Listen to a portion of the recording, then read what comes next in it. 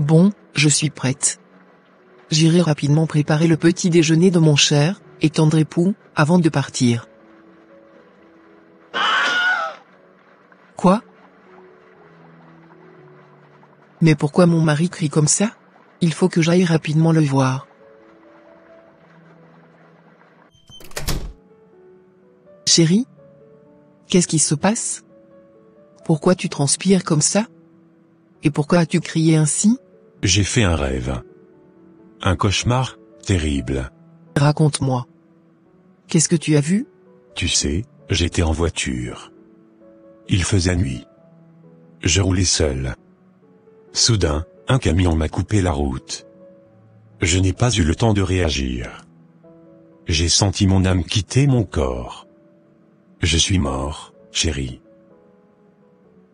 Ce n'est pas juste un rêve. Dieu t'a peut-être averti. Tu dois prier. Et pas juste une prière rapide, une prière sincère. Tu entends? Oui, tu as raison. C'était trop réel. C'est comme si Dieu m'avait montré ce qui pouvait arriver. Demande à Dieu sa protection. Mets ta journée entre ses mains. Ne pars pas de la maison sans être connecté à lui. Promets-moi ça. D'accord ma femme, je te le promets. Parfait mon chéri. Je vais rapidement te préparer ton déjeuner, et après j'irai au travail. Ok, ça marche. Oh Seigneur, c'était quoi, ça? Un accident, violent, et moi, allongé là, sans vie. J'ai senti mon âme quitter mon corps, comme si tout était fini. C'est la première fois de ma vie que je fais un rêve pareil. Aussi clair, aussi réel, c'était pas un simple cauchemar. Non, c'était autre chose. Comme un avertissement. Une alerte. Pourquoi maintenant? Pourquoi moi? Seigneur, qu'est-ce que tu veux me dire? Je ne peux pas ignorer ça. Je sens que c'est sérieux. Il faut que je prie. Il faut que je cherche la face de Dieu. Ma vie ne m'appartient pas. Elle est entre ses mains. Ah! Il faut que j'aille m'apprêter, car je dois déposer ma fille dans son école, avant de me rendre à mon lieu de travail. Mais, il fait encore nuit? C'est bizarre. Je croyais qu'il était plus tard que ça. Il y a quelque chose d'étrange dans cette journée.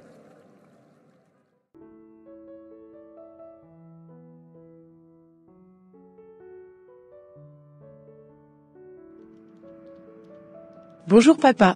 Bonjour ma princesse. Tu es déjà prête? Oui. Et tu sais, ce matin, j'aimerais que tu me ramènes à l'école sans voiture. C'est-à-dire, à pied. Ah bon?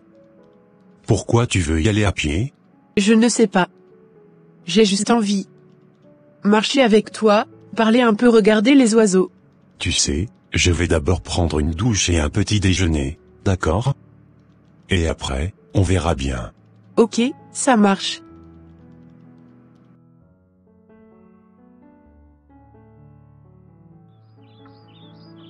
Ce n'est pas possible. La tenue que j'avais prévu de mettre aujourd'hui a une tache. Vraiment, je suis dégoûté, je sais même plus quoi mettre maintenant.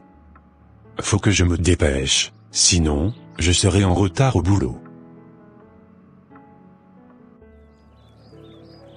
Il faut que papa se dépêche, sinon on va être en retard et la cloche va sonner avant même qu'on arrive. Aujourd'hui, j'ai envie qu'on parle, juste lui et moi. Mais c'est pas vrai. Où est-ce que j'ai encore mis cette clé? Je l'avais pourtant posée là, juste là hier soir. C'est pas possible. Je vais finir par devenir fou. Ça fait 10 minutes que je cherche cette fichue clé. Et bien sûr, c'est aujourd'hui que ça m'arrive. Ma fille m'attend déjà. Seigneur, aide-moi à garder mon calme. Peut-être que c'est toi qui veux que je prenne un autre chemin ce matin. Non. Je suis sûr de l'avoir posée ici hier soir. Toujours au même endroit. Pourquoi elle n'y est pas ce matin? Bon sang. Je vais pas marcher alors que la voiture est juste là. J'ai pas le temps aujourd'hui. faut que je prenne la voiture. Comme d'habitude. Non. Je vais la retrouver. Il est hors de question que je change mes plans à cause d'un rêve bizarre. J'ai toujours tout bien calculé. Et je suis jamais en retard quand je prends la voiture. Bon, je vais d'abord ramener ma fille à l'école et par la suite, je reviendrai chercher la clé de la voiture.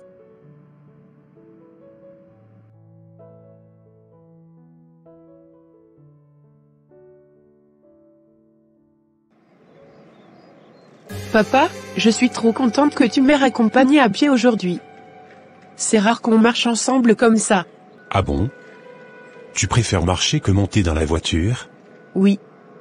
On peut parler, regarder les oiseaux marcher, ça fait du bien. Et puis, tu sais papa, tu pourrais peut-être prendre le bus aujourd'hui pour aller au travail. Le bus? Pourquoi le bus? Je sais pas. Juste une idée. Peut-être que Dieu veut que tu fasses quelque chose de différent aujourd'hui. Tu sais quoi? Peut-être que t'as raison. Peut-être que ce matin, c'est pas un hasard. Tu vas prendre le bus alors? On verra bien après t'avoir déposé. Mais je vais y penser très sérieusement. D'accord papa. J'espère que mon mari a déjà retrouvé la clé de sa voiture. C'est quand même étrange qu'elle ait disparu comme ça. Il est très organisé, il pose toujours ses affaires au même endroit. Ça ne lui est jamais arrivé. Mais qu'est-ce qui se passe, au juste? D'abord ce rêve. Maintenant ça. Il faut vraiment qu'on prie sérieusement.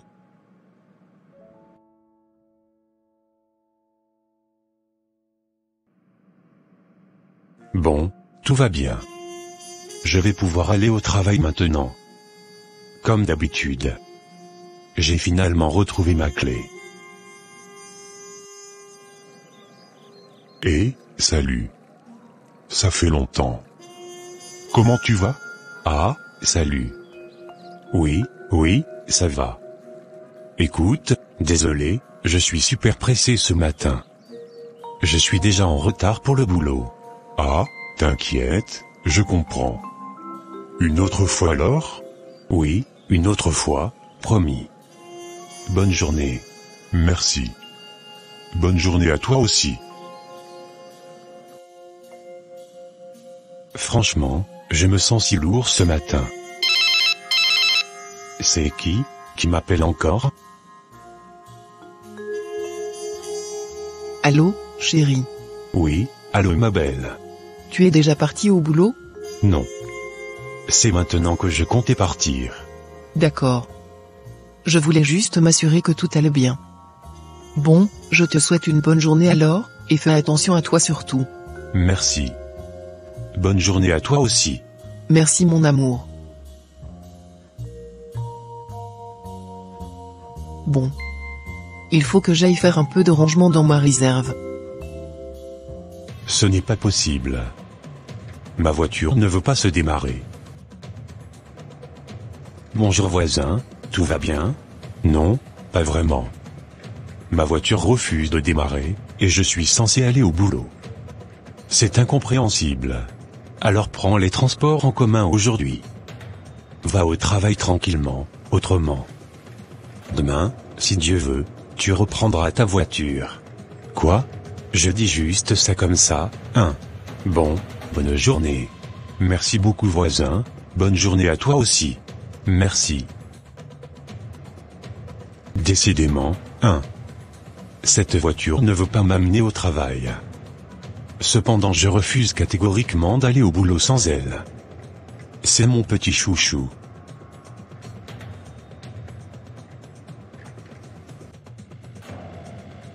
J'ai réussi à la faire démarrer. Je suis super content de moi-même. Je suis très content. Car ma voiture marche. Franchement, je me suis inquiété pour rien. Regarde-moi ça, elle roule comme une horloge. C'est dans la tête tout ça. Le stress, les rêves, les clés, faut pas exagérer non plus. Tout va bien. Finalement, je serai peut-être même à l'heure. Je crois. Mais pourquoi tout ça ce matin, alors? Je n'ai même plus envie de penser à ça.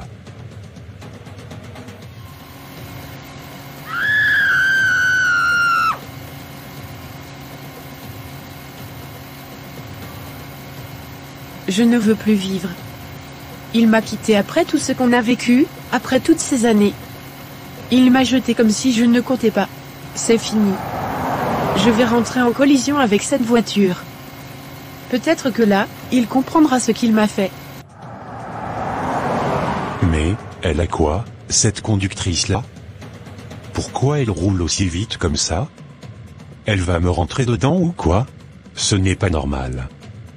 Elle ne ralentit pas, on dirait qu'elle cherche à me percuter. En plus elle est jeune. Mais pourquoi pleure-t-elle comme ça? Mais qu'est-ce qu'elle fait? On dirait qu'elle s'est enivrée avant de prendre le volant. Elle arrive, elle arrive.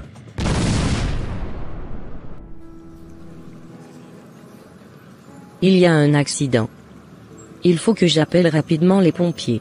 J'espère vraiment que les personnes qui sont dans les deux voitures sortiront indemnes de cet accident.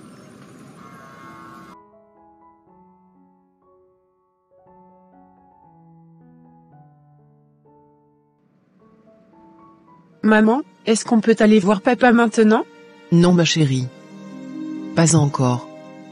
Il est en train de dormir. Il a besoin de se reposer beaucoup pour se rétablir. Mais, pourquoi papa avait pris la voiture?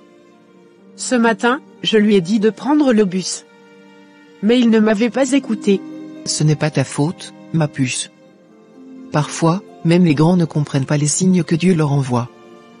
Ton papa pensait bien faire. C'est tout. Ce qui compte maintenant, c'est qu'il est en vie. Et qu'il va s'en sortir. Dieu nous a quand même protégés. D'accord? D'accord. Attends-moi ici. Je vais aller vérifier s'il est réveillé ou pas. Ok, ça marche.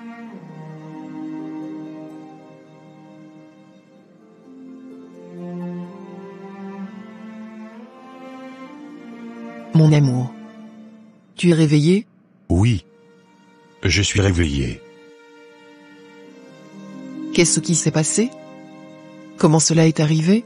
Tu sais, je comprends maintenant. Dieu voulait m'épargner cet accident. Mais je ne l'ai pas écouté. Pourquoi tu dis ça?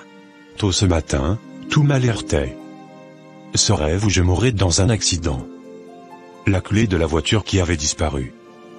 Toi qui étais sorti et qui as vu qu'il faisait encore nuit. Notre fille qui m'a demandé de prendre le bus. Même notre voisin est sorti de nulle part. Il m'a dit de ne pas la prendre aujourd'hui. La voiture ne démarrait pas.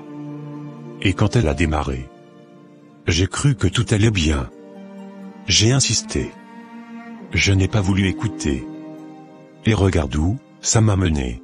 Avec tout ce que tu venais de me raconter. Tu as été averti. Mais pourquoi tous ces signes ne t'ont pas alerté immédiatement? Je pensais que c'était juste dans ma tête. Mais maintenant, je sais que c'est Dieu qui m'avait parlé. Et je l'ai ignoré. Et la fille qui m'avait percuté? Comment va-t-elle? Elle est actuellement dans le coma. Oh mon Dieu. Donc, j'ai de la chance alors. Oui. Le Seigneur t'a fait la grâce de vite te retrouver.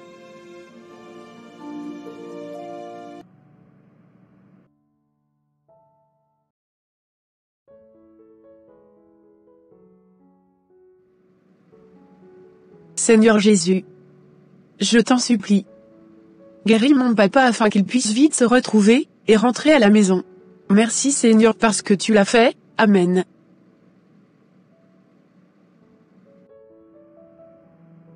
Dis-moi chérie. As-tu prié avant de sortir de la maison ce matin? Non. Tu sais, je ne sortirai plus jamais de la maison sans avoir prié d'abord.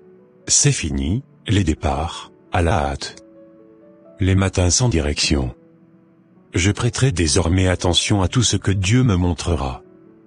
Que ce soit un rêve, un silence, ou même la voix d'un enfant. Je veux que ma vie, à partir de maintenant, soit conduite par Dieu. Parce que sans Dieu, je suis perdu. Et moi, je prierai chaque jour avec toi. On ne laissera plus rien ni personne nous détourner de ce que Dieu dit. Tu as parfaitement raison. J'aurais dû prier après mon rêve, et même avant de sortir de la maison ce matin. C'est ça chérie. L'arme du chrétien, c'est la prière. Évidemment chérie. Je suis d'accord avec toi. Seigneur mon Dieu, merci. Merci de m'avoir gardé en vie. Je reconnais aujourd'hui que j'ai été aveugle, sourd à ta voix, dur d'esprit, mais toi, dans ta grande compassion, tu m'as épargné. Je te rends grâce, Seigneur. Tu aurais pu me retirer le souffle ce matin-là, mais tu m'as donné une seconde chance. Et je veux l'honorer. Je veux vivre désormais à ton écoute. Seigneur, je veux aussi prier pour cette jeune femme, celle qui, par désespoir, m'a percuté. Elle est dans le coma maintenant. Je ne la connais pas, je ne sais pas son histoire, mais toi, tu la connais mieux que quiconque.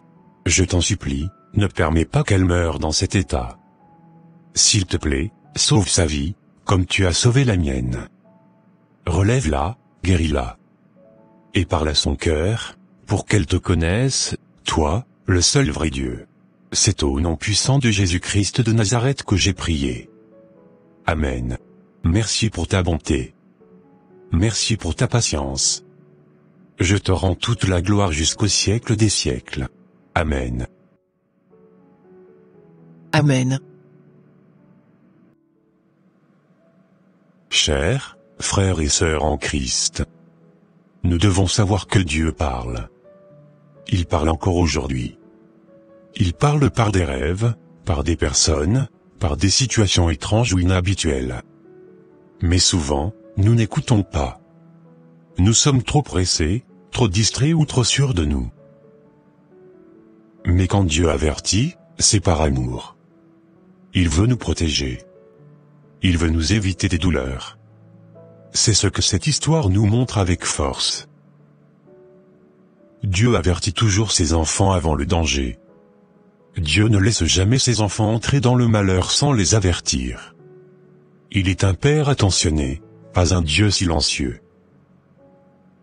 Job 33 versets 14 à 15, dit « Dieu parle tantôt d'une manière, tantôt d'une autre, et l'on n'y prend point garde.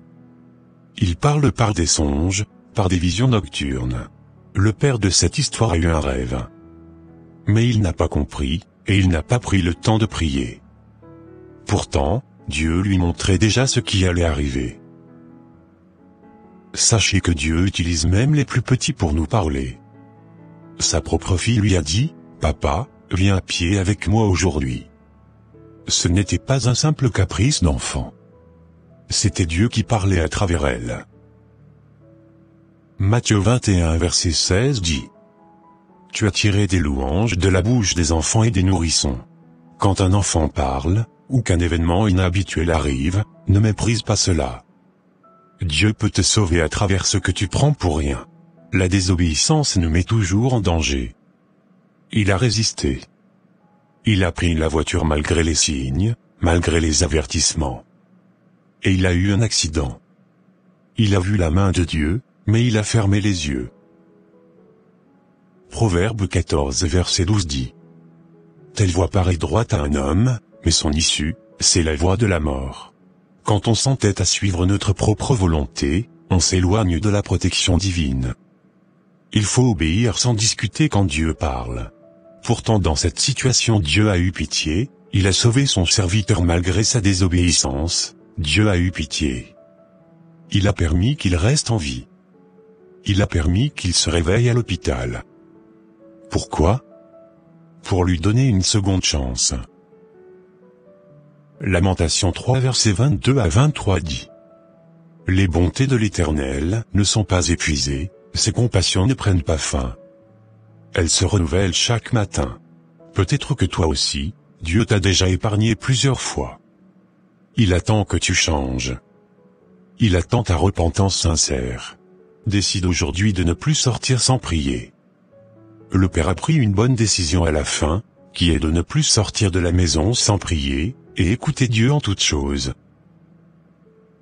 Proverbe 3 versets 5 à 6 dit « Confie-toi en l'Éternel de tout ton cœur, et ne t'appuie pas sur ta sagesse. Reconnais-le dans toutes tes voies, et il aplanira tes sentiers. Ne commence plus jamais une journée sans remettre ta vie entre les mains de Dieu. Le diable attaque souvent très tôt, alors lève-toi et prie.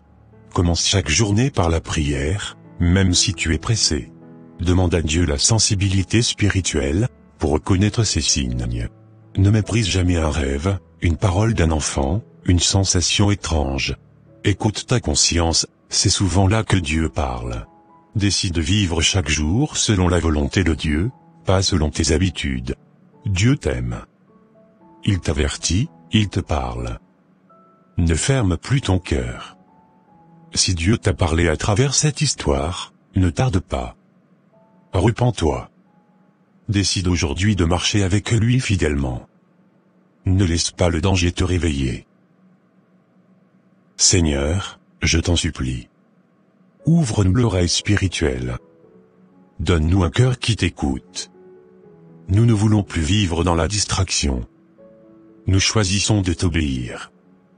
Parle-nous, et je marcherai dans ta volonté. C'est au nom puissant de Jésus-Christ de Nazareth que j'ai prié. Amen.